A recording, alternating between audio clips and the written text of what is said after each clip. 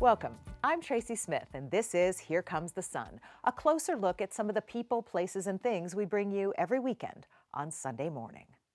Michael Crichton, the perennial best-selling and quite prolific author, died in 2008. But when his widow Sherri began to comb through his office, she discovered an unfinished book. Unsure what to do with the manuscript, Sherri held on to it for years. That is, until she decided there was another renowned author who just might be the perfect person to finish what Crichton started. As she picked up the pieces of her life, she discovered and read parts of the volcano book he'd been working on, a page-turner about a massive eruption in Hawaii, worse than any in history. And then, did it just stop? It abruptly, that's it. You come to the last page. But I kept thinking, there has to be more. There has to be more. And so, after more than a decade, she decided it was time to finish it. So then it was like, no, who's going to do that? And so I just went big. I thought, what about James Patterson? Later in the show, James Patterson on his biggest challenge writing Eruption. What was the biggest challenge, would you say, in the process? For me, it was, and it wasn't a problem once I get going, but can I keep this thing moving forward, the pace of it, and work the science in as well? That was, because I hadn't done that before. And I liked the challenge. I thought I could do it, but and you're not 100% until you actually, dive in the water and go, oh, I can swim with sharks, it's okay. Then, from the fictional Hawaiian volcano in Eruption to real-life events that occurred there more than 300 years ago. British explorer Captain James Cook was the first European to discover Hawaii in the 1700s. Ben Tracy takes a look at the legacy he left behind. As a kid, what were you taught about Cook? He brought a lot of diseases. He brought a lot of problems to our society. He introduced westernization. Is there a frustration that a lot of people almost think the history began here with Captain Cook? Yes. Captain Cook is a controversial figure, villain or hero, colonizer or trailblazer, depending on who is telling the story. That's all coming up right here on Here Comes the Sun. Understandably, Michael Crichton's widow was apprehensive about allowing another author to complete his unfinished book, even if that author was literary legend James Patterson. I sat down with both Sherri Crichton and James Patterson to learn about how they worked together to complete those final pages. If you ever want to feel a sense of awe, try standing near an erupting volcano. The late author Michael Crichton was fascinated with volcanoes for most of his life. And even now, 16 years after his death, among the countless books and papers at his office in Santa Monica, you'll find stacks of volcano research. Oh, this is all volcanoes? This is all volcanoes. For his widow, Sherri Alexander Crichton, it's almost as if he's still here. I feel his energy around all the time. Do you ever talk to him? I do. You do? I do. I always connect with him. After he died, how long did it take for you to come here? Wow. Pretty soon, pretty quickly. I couldn't not be where he was. And in the mountain of papers he left behind, she found parts of an unfinished novel centered around a huge volcanic eruption. This was the very, very early drafts. It struck Sherri Crichton as something he would have wanted to share, a posthumous blockbuster from someone who, in his relatively short life, gave the world so much.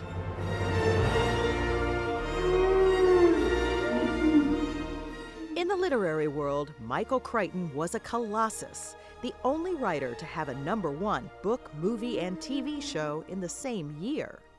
He was also a Harvard-educated doctor, a prolific genius who created scientific thrillers that brought millions along on heart-pounding rides, from big city emergency rooms in ER. Busy downstairs? Yeah, I gotta get back. To the tornado-ravaged Heartland in Twister. To places that exist only in our dreams or our nightmares.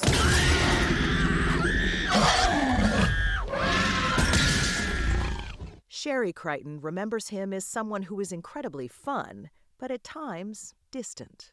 I remember when I first started dating Michael, a very dear friend of mine said, Sherri, it's going to go like this.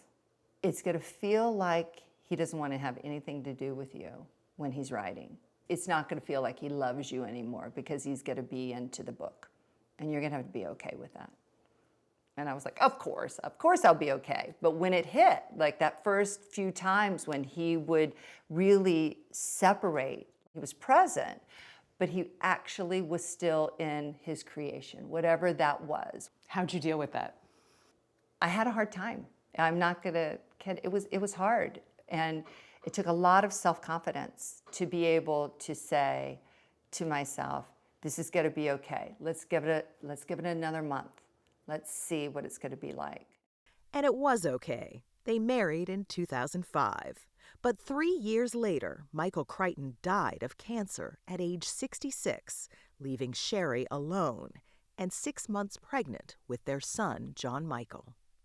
As she picked up the pieces of her life, she discovered and read parts of the volcano book he'd been working on, a page-turner about a massive eruption in Hawaii, worse than any in history. And then, did it just stop? It abruptly, that's it. You come to the last page. But I kept thinking, there has to be more. There has to be more. And so, after more than a decade, she decided it was time to finish it. So then it was like, no, who's going to do that?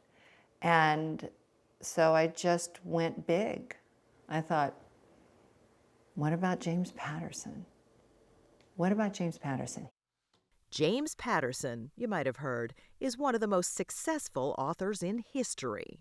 He's sold something like 400 million books and collaborated with people like President Bill Clinton and the great Dolly Parton.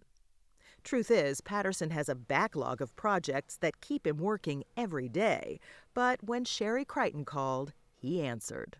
I can't imagine that you were looking for something to do. I'm always looking for something to do. Really, are you? Sure, a little bit. I'm open to things to do, for sure.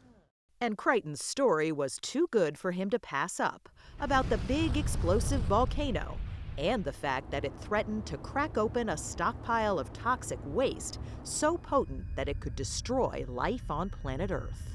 But finishing the book was a tall order for both Patterson and Sherri Crichton. How soon? You said you were apprehensive at first, that you were a little nervous. Well, I was just nervous because it's a new relationship. And she lives in Hollywood and people lie out here. I have to say, I'm just fiercely protective of Michael's materials. How did you find Michael Crichton's voice, or did you have to find his voice? I had read everything that Michael Crichton wrote, so I think I had a sense of the voice. This book might be a little pacier than some of his books, just a little bit, but I had a feeling for it. I challenged people for them to come out and say, this is where Michael stopped and this is where James started. And I'm really proud of that. I'm really happy about it. The end result, Eruption by Michael Crichton and James Patterson. You know, there's a quote, I don't know where this comes from, and it's not me, but I love it, and it relates to my taking this project. And I think it's more valuable, actually, for 20-year-olds than it is for me. And the quote is, my time here is short. What can I do most beautifully? And I felt with Eruption and this Michael Crichton, I thought I could do it beautifully. I thought I could. He's not wrong. The finished book is already said to have studios clamoring for the film rights. And it's also true to the spirit of the man who started it. For people who just know him through his books, what was Michael Crichton like?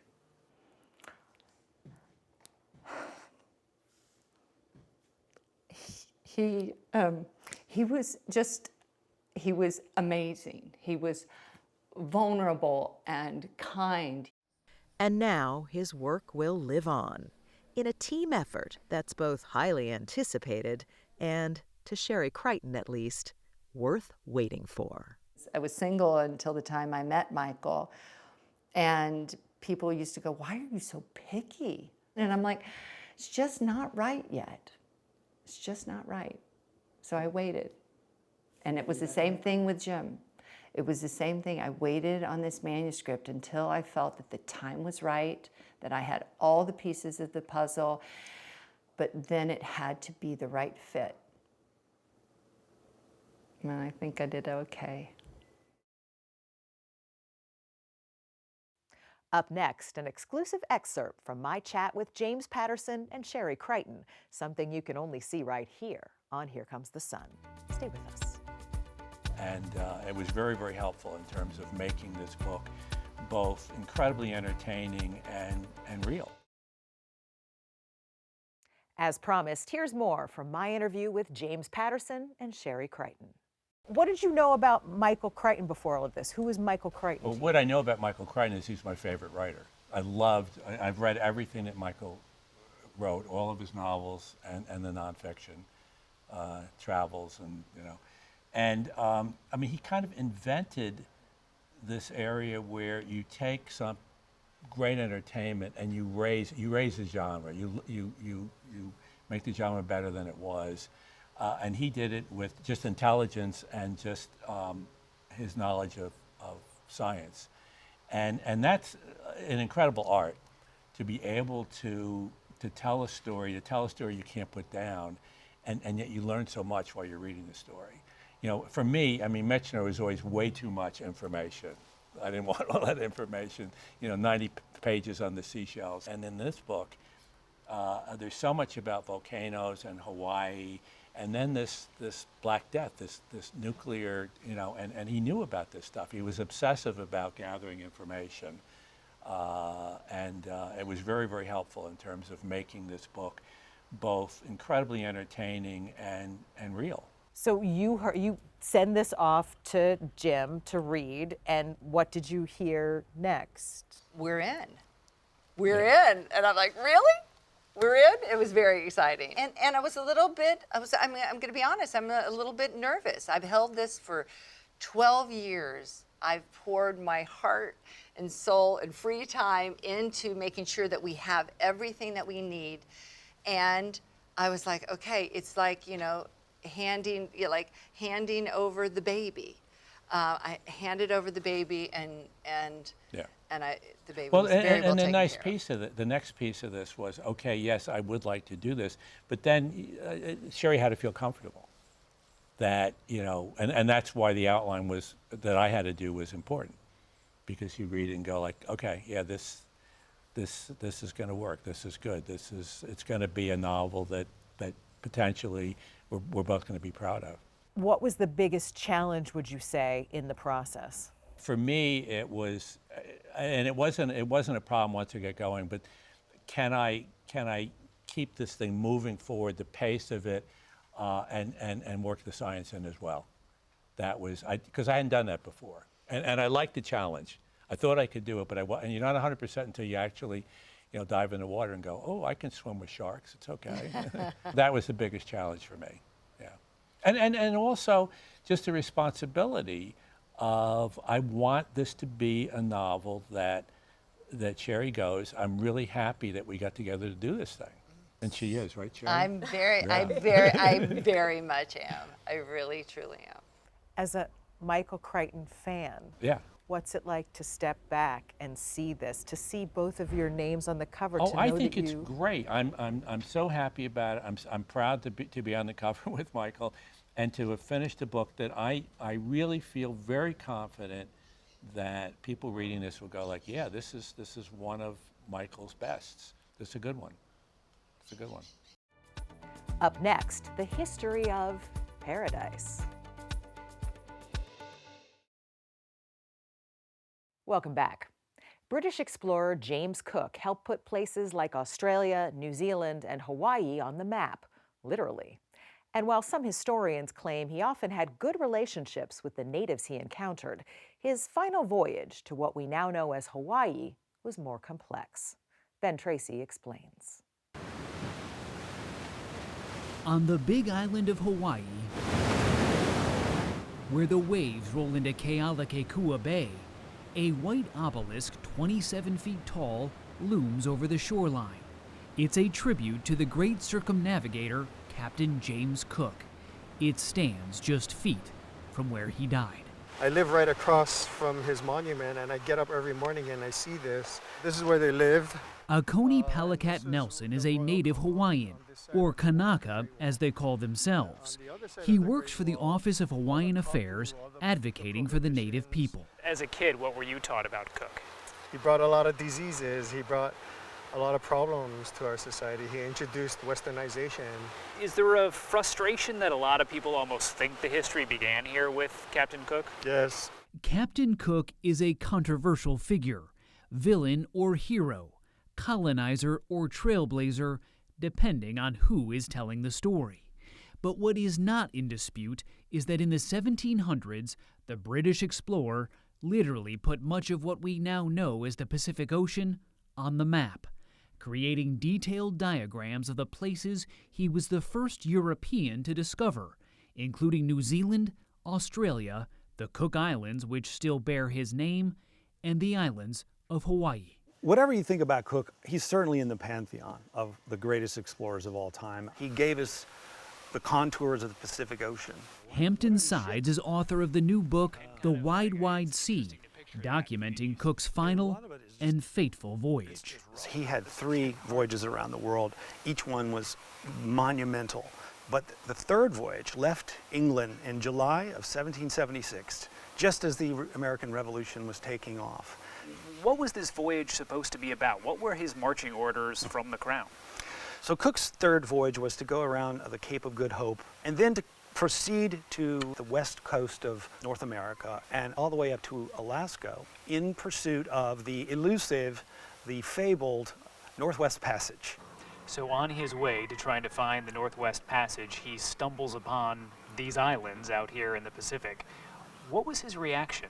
He couldn't believe that he had found these islands, first of all. They aren't on the maps. These aren't just little lowly atolls somewhere out there in the Pacific. These are massive volcanic islands with thousands and thousands of people living here, a whole thriving, flourishing civilization. He couldn't believe it. He was astounded. They were brought up here to this heiau, which is a sacred temple. He showed us where Cook and his men came ashore on the Big Island, warmly welcomed by the native Hawaiians at this temple during a religious festival. Sides writes in his book that unlike many of his contemporary explorers, Cook took a genuine interest in the people he encountered. He treated them with respect, tried to prevent his men from spreading venereal disease, and made little attempt to convert them to Christianity. And yet on his third and final voyage, something was wrong with Cook. He was mercurial, he was violent, he was cruel to the native people that he encountered as well. He just was losing it all the time near the end. That end came when Cook and his men overstayed their welcome, attempting to hold the King of Hawaii ransom to get back a rowboat taken by the local people. And it turned into a brawl and a melee, and things did not go well for Captain Cook. Cook was killed on the shore of Kealakekua Bay on Valentine's Day, 1779. Just across the bay there is where it all ended. This is where he met his end. And yet nearly 250 years later, Cook's story is still being told, revisited and revised as the age of imperialism has not aged so well. Statues of Cook have recently been toppled in Canada and Australia. His monument here in Hawaii defaced. Cook was the leading edge of what Pacific Islanders call the fatal impact and the death and loss of their culture that followed. I get the fact that he has become a symbol of imperialism because he was the first. It's easy to just assign the blame on one person rather than all the people that came after him. Yet here on the Big Island, you still find Cook's name on a post office, roadside stands, and an apartment complex. There's no simple break from this piece of the past. Historically, what is this area? So this is called Kawalumalie. This National Historic Park is one of the last places on the Big Island that still looks like what Captain Cook and his crew would have seen centuries ago. It was known as a place of refuge, where if you broke a rule or a law, you could get a second chance. Keola Awong is Chief of Interpretation and Education. But does this in some way feel like a place, too, that is a second chance of preserving this history? All this history that existed before the stuff in the history book? Yeah, I would agree with that, yeah. So it's a second chance for us to get to tell our story, yeah, and tell it from our perspective. She wants people to see Hawaii as more than a tourist attraction, more than white sands and scarlet sunsets, a place that existed long before it was discovered by a captain named Cook. When most tourists come to Hawaii, do you get a sense that they know much about the history? No, they don't know much about the true history. I think they see the history told by the Western point of view. Our culture is very much alive. Our culture carries on, it continues. I'm Tracy Smith. Thanks for joining us. We'll see you here next time on Here Comes the Sun.